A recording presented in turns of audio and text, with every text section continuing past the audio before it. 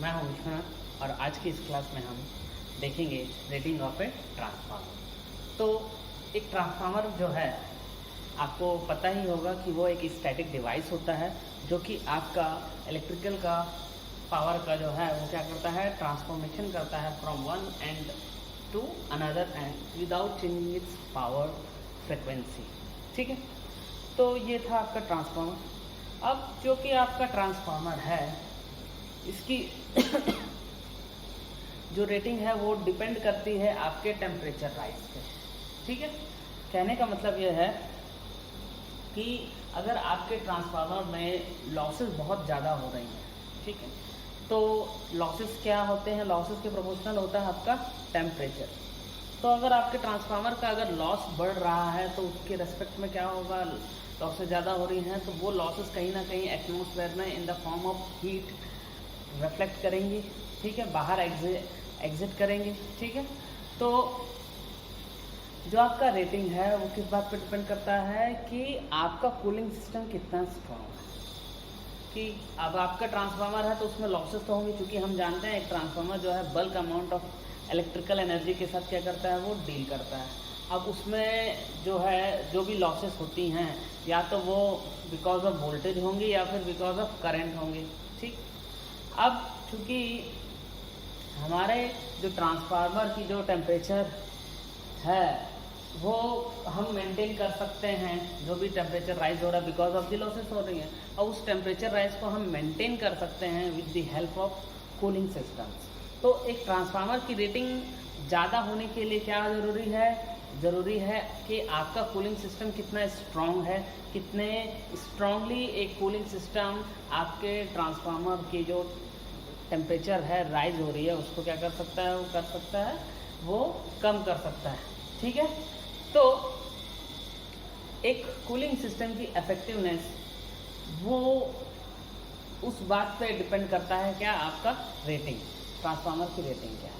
तो हम ट्रांसफार्मर्स में मोस्टली जो लॉसेस होती हैं, जैसे आपका कांस्टेंट लॉसेस होती हैं बिकॉज ऑफ द वोल्टेज, और जो आपकी वेरिएबल लॉसेस होती हैं बिकॉज ऑफ द करंट। तो टोटल जो लॉसेस होती हैं because of the voltage and current. तो जो रेटिंग होती है ट्रांसफार्मर की वो वोल्ट एम्पियर में होती है। किस में होती है, वोल्ट एम्पियर में। ठीक है, अब आपका जो ट्रांसफार्मर है वो इंडिपेंडेंट होता है लोड के पावर फैक्टर। ठीक है, तो आपके इस ट्रांसफार्मर में क्या होता है, जो भी आपका लोड है उसके पावर फैक्टर कम भी हो सकता है, ज़्यादा भी हो सकता है, दैट डजंट मैटर। कि आपके ट्रांसफार्मर का जो लोड है वो कितना होगा कोई नहीं जानता। ठीक है, जो पावर फैक्टर है वो कितना होगा कोई नहीं जानता। तो उस पावर फैक्टर को हमको क्या करना रहता है, इसलिए हम क्या करते हैं, ट्रांसफार्मर की रेटिंग जो है,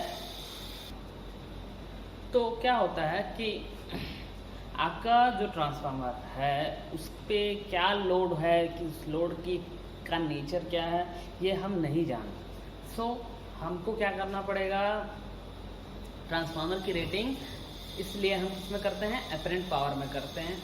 ठीक है, तो हम क्लियरली हम ये बोल सकते हैं कि एक ट्रांसफार्मर की जो भी रेटिंग है वो लोड के पावर फैक्टर से क्या होती है, इंडिपेंडेंट होती है, जो कि आपके मोटर्स के केस में पॉसिबल नहीं है। इसलिए हम मोटर्स की रेटिंग किलोवाट में करते हैं, एक्टिव पावर में करते हैं, और ट्रांसफार्मर्स की रेटिंग किस में करते हैं, वोल्ट एम्पियर्स में, या फिर किलो वोल्ट एम्पियर भी बोलते हैं। ठीक है, अब ये जो लॉसेस हैं उनको हम कम कर सकते हैं, रिड्यूस कर सकते हैं with the help of cooling system. तो इससे एक चीज़ समझ में आ जाता है कि आपकी कूलिंग सिस्टम जितना स्ट्रांग रहेगा आपके ट्रांसफार्मर की रेटिंग उतनी ही ज़्यादा होगी।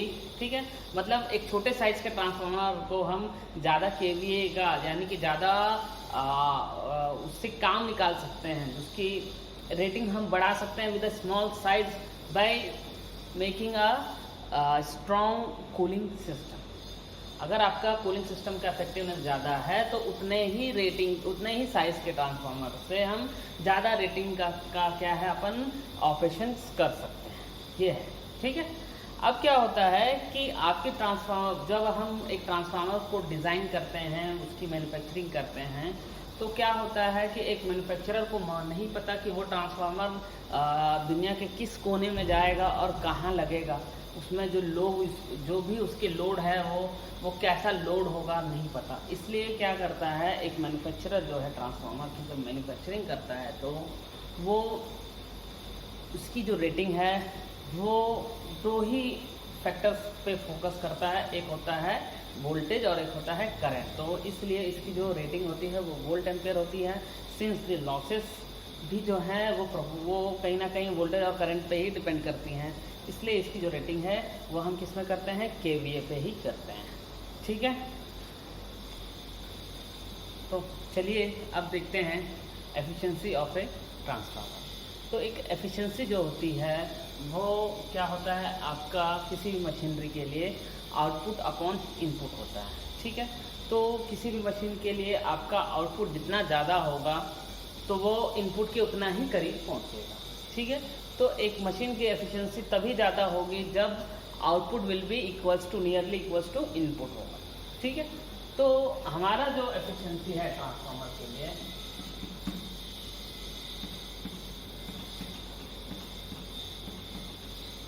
वो होता है आउटपुट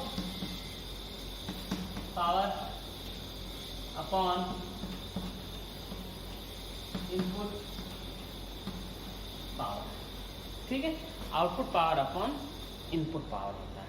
अब बात ये आती है कि चूंकि हमारे ट्रांसफार्मर कुछ लॉसेस भी होती हैं तो हम ये बोल सकते हैं output power upon output power plus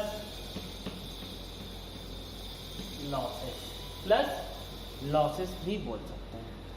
अब हमारा जो आउटपुट पावर होता है एक ट्रांसफार्मर के केस में वो क्या होता है,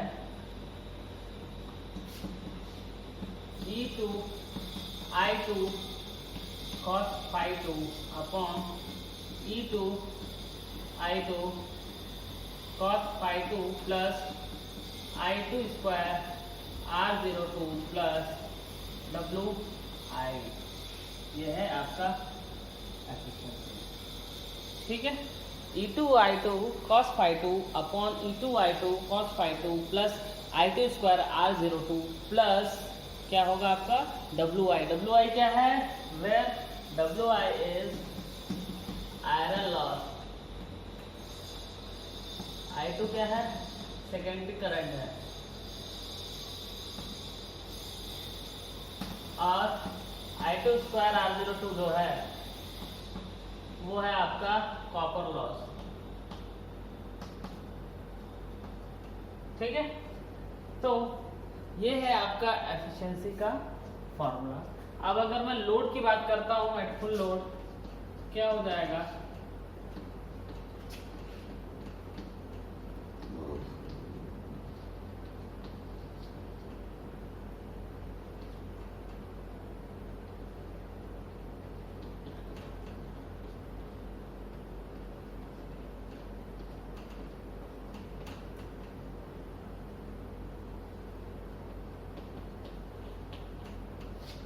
ठीक है, फुल लोड के टाइम में क्या होगा, वो जो फैक्टर है आपका लोडिंग फैक्टर उससे मल्टीप्लाई हो जाएगा।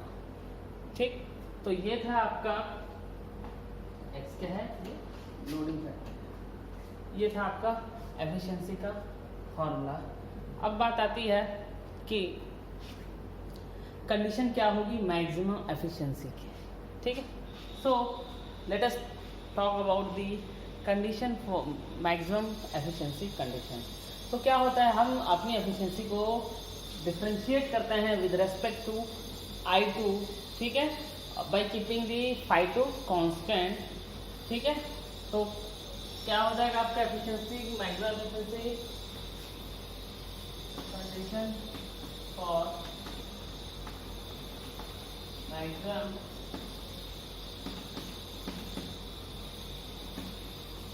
एफिशिएंसी क्या हो जाएगा, V/I2 अपॉन क्या हो जाएगा, 0। ये है आपका कंडीशन फॉर मैक्सिमम एफिशिएंसी। ठीक है, तो जब हम आपका एफिशिएंसी का ग्राफ खींचते हैं, ठीक है, किसके किसके बीच में ग्राफ खींचा जाएगा? आपके एफिशिएंसी का ग्राफ जब हम लोड करंट और परसेंटेज एफिशिएंसी के बीच में ग्राफ खींचेंगे,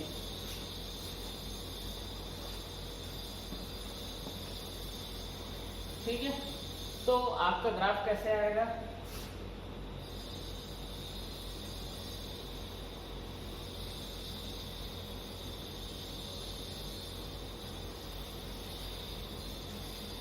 ठीक है, तो आपका ग्राफ कुछ इस तरीके से आएगा। इसमें आपको जो मैक्सिमम एफिशिएंसी ये जो है कुछ 98% है, ठीक, ये है पीक वैल्यू। ठीक, तो आपका मैक्सिमम एफिशिएंसी हमको मिलता है जब आयरन लॉस और कॉपर लॉस क्या होती है? बराबर होती है।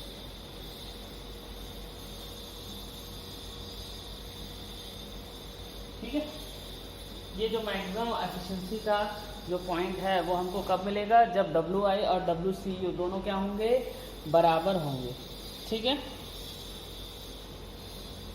और ये जो होगा आपका पॉइंट जहां अपन यहाँ कट कर रही है, ये होगा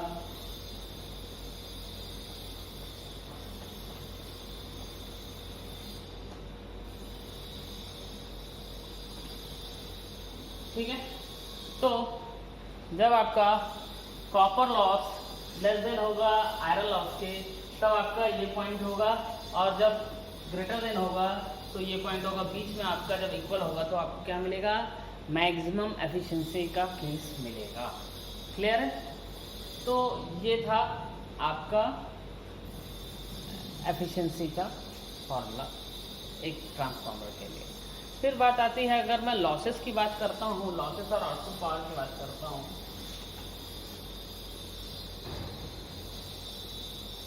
यहाँ पर आपका लॉसेस क्या होंगे? इस पॉइंट पे सबसे कम होंगे लॉसेस। ठीक है, तो इसमें क्या होगा? WCU लेस देन WI और WCU greater than WI। CU क्या है आपका? कॉपर लॉस है, और WI क्या है आपका? आयरन लॉस है। तो कुछ इस तरीके से आपका ये कॉपर लॉस और आयरन लॉस का जो है फंडा क्लियर है। ठीक है, तो ये था आपका एफिशिएंसी ऑफ ए ट्रांसफार्मर इन। ठीक, तो आज हमने दो टॉपिक को देखा, power rating of a transformer और एफिशिएंसी ऑफ ए ट्रांसफार्मर। आज की क्लास में इतना ही। Thank you.